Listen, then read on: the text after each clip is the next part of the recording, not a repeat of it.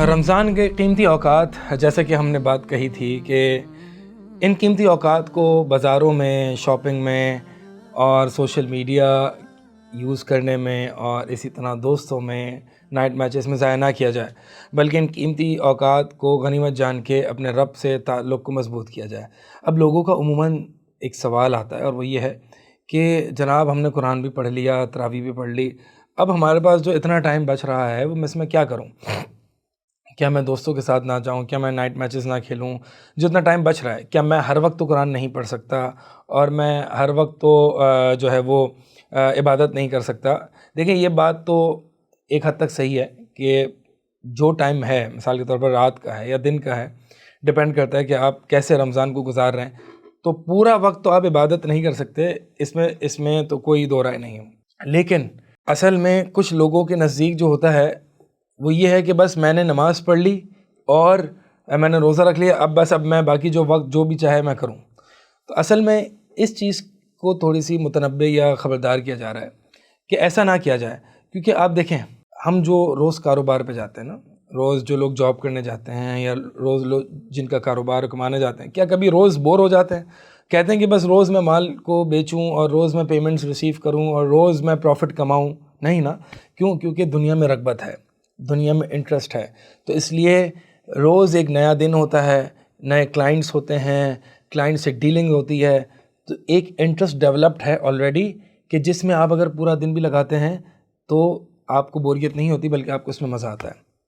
تو اصل مسئلہ یہ ہے کہ ہم نے قرآن اور حدیث سے، اللہ اور اس کے رسول سے، اس دین اسلام سے اتنا لگاؤ پیدا کیا ہی نہیں ہے، ہم نے اس دین میں اتنا انٹرسٹ ڈیولپ کیا ہی نہیں ہے، ہم نے اس دین کو بس ایز اے ریچول لے لیا ہے، یا ایک وظیفہ یا ایک ورد لے لیا ہے، اور گویا کہ ایک تسبیح سمجھ لیا ہے کہ یہ تسبیح ہے دین، یہ دین ایک تسبیح ہے، 100 کی گنتی میں نے پوری کرنی ہے، بس دین ہو گیا۔ نہیں، دین ایک فکر ہے، دین ایک زندگی گزارنے کا طریقہ ہے، دین ایک زاویہ ہے، you live by it, you live by the دین۔ آپ دین کے یعنی ایک سوچ اور ایک زاویہ ہے، جب دین سے آپ کا لگاؤ ہوگا، انٹرسٹ ڈیولپ ہوگا تو لذت اسی میں آئے گی۔ الا بذکر اللہ تطمئن القلوب، اللہ تعالیٰ قرآن میں فرماتا ہے کہ اللہ کے ذکر سے ہی دلوں کو اطمینان ملتا ہے۔ تو دین کو ایک تسبیح نہیں ہے جس کو میں نے جلدی سے مکمل کر کے پھر اپنے دیگر کام دیکھنا ہے، بلکہ ہمیں یہ انٹرسٹ ڈیولپ کرنا پڑے گا۔ نبی علیہ الصلوۃ والسلام کا یہ جو فرمان ہے، قم یا بلال فارحنا بالصلاۃ، اے بلال کھڑے ہو اور ہمیں نماز کے ذریعے راحت پہنچاؤ۔ یہ سلف صالحین کو نمازوں میں، اللہ کی عبادات میں، ذکر اللہ میں، قرآن پڑھنے میں، حدیث پڑھنے میں کیوں اتنی لذت آتی تھی؟ حتیٰ کہ ایک سے کہا گیا مرض الموت میں کہ کیا خواہش ہے آپ کی؟ تو فرمایا بیت خال و سند عالی، کہ خالی گھر ہو اور عالی سند ہو، یعنی میرے اور نبی علیہ الصلوۃ والسلام تک جو واسطے ہیں وہ کم ہو اور اس طریقے سے مجھے حدیث بیان کی جائے۔ تو یہ قرآن جو ہے، یہ قرآن لذت ہے، یہ دین لذت ہے۔ اسی لیے نبی علیہ الصلوۃ والسلام نے اس کو جنت کے باغات کہا ہے، جنت کے باغیچے کہا ہے، اور آپ صلی اللہ علیہ وسلم صحابہ سے فرمایا کہ اذا مررتم بریاض الجنہ فرتعوا، کہ جب تم جنت کے باغات سے گزرو تو خوب سیر ہو کے کھاؤ۔ پوچھا جنت کے باغات کیا ہیں؟ کہا ذکر اللہ وحلق الذکر، یعنی وہ حلقات جہاں پہ قول اللہ و قول رسول، قرآن پڑھاتا جاتا ہو، حدیث پڑھائی جاتی ہوں۔ تو ہمیں اس دین میں پہلے انٹرسٹ ڈیولپ کرنا ہے، اللہ تعالیٰ سے مانگنا ہے کہ اللہ اس دین میں میرا دل لگا دے، اس دین کو میرا سب کچھ بنا دے، اس دین میں مجھے لذتیں، یعنی اس نماز میں، ذکر اللہ میں، اصل حقیقت یہ ہے ہمیں جو لذت نہیں ملتی وہ ہمارے دل کے خراب ہونے کی وجہ سے نہیں ملتی، دنیا کی محبت کی وجہ سے ہمیں دین کی محبت اور لذت حاصل نہیں ہوتی۔ لہٰذا یہ جو سوال آتا ہے نا کہ میں کیا کروں پھر، کیا میں ہر وقت قرآن پڑھوں، کیا میں ہر وقت ذکر کروں، کیا میں ہر وقت، تو بھائی اگر دین میں انٹرسٹ ڈیولپڈ ہو تو یہ وہ کاروبار سے بھی زیادہ لذیذ ہے، کاروبار سے بھی زیادہ لذت ہے۔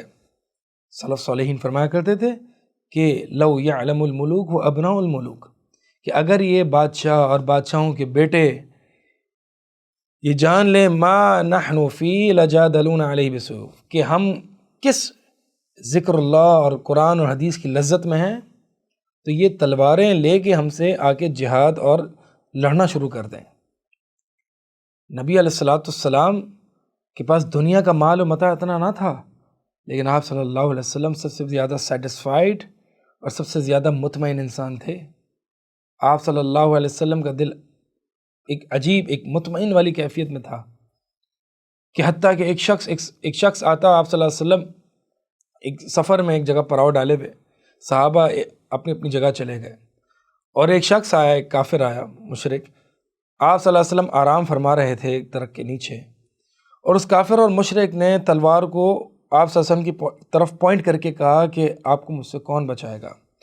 اللہ کے نبی علیہ السلام بیدار ہوئے، ریلیکسڈ، کوئی ہائپر نہیں، کوئی ٹینشن نہیں، ریلیکس، کہا اللہ بچائے گا۔ اس کافر کے ہاتھ سے تلوار، اس کافر کے ہاتھ کپانے لگے، تلوار گر گئی۔ آپ صلی اللہ علیہ وسلم نے وہ تلوار اٹھائی اور کہا اب تجھے مجھ سے کون بچائے گا؟ تو اس کافر نے کہا کہ آپ بہترین شخص ہیں، آپ خیر کرنے والے ہیں، آپ اچھے، یعنی آپ احسان کیجئے۔ تو آپ صلی اللہ علیہ وسلم نے اس کو معاف کر دیا۔ تو بہرحال بتانا یہ آپ صلی اللہ علیہ وسلم کتنا سیٹسفائیڈ اور کنٹینٹ والی زندگی تھی کہ آپ صلی اللہ علیہ وسلم کی زندگی میں یعنی یہ ہائپر اور یہ ساری چیزیں نہیں تھیں، لیکن آپ صلی اللہ علیہ وسلم کے پاس بہت زیادہ کوئی مال نہیں تھا۔ تو لہٰذا جہاں پہ ہم اپنے کاروبار میں انٹرسٹ لیتے ہیں، اپنی یونیورسٹیز کے اسائنمنٹس اور پروجیکٹس اور اس کارپوریٹ لائف میں انٹرسٹ لیتے ہیں، کیونکہ وہاں پہ ہمیں دنیا مل رہی ہے، وہاں پہ ایک موٹیویشن ہے۔ تو کیا جنت موٹیویشن کافی نہیں ہے؟ کیا اللہ کے چہرے کا دیدار یہ کافی موٹیویشن اور رغبت نہیں ہے؟ لہٰذا کیا پہلے انٹرسٹ ڈیولپ کریں، قرآن کو سمجھ کے پڑھیں۔ قرآن نہیں سمجھا ہوا تو مجھے بتائیں، نماز میں جو قرآن پڑھا جا رہا ہے، میں سن رہا ہوں، اس میں کیسے لذت آئے گی؟ مجھے کیسے پتہ کیا چل رہا ہے؟ قرآن کو میں سمجھوں۔ قرآن کو اگر ایک انسان اس کو سمجھنا شروع کر دے، اس سے دل لگا لے، اس کے ساتھ تعلق جوڑ لے، اور پھر حدیث رسول صلی اللہ علیہ وسلم سے محبت ہو جائے، تو پھر انسان یہ نہیں کہہ سکتا کہ میں ہر وقت کیا پڑھتا رہوں۔ اصل میں اس کی لذت ہی قال اللہ و قال رسول بن جاتی ہے۔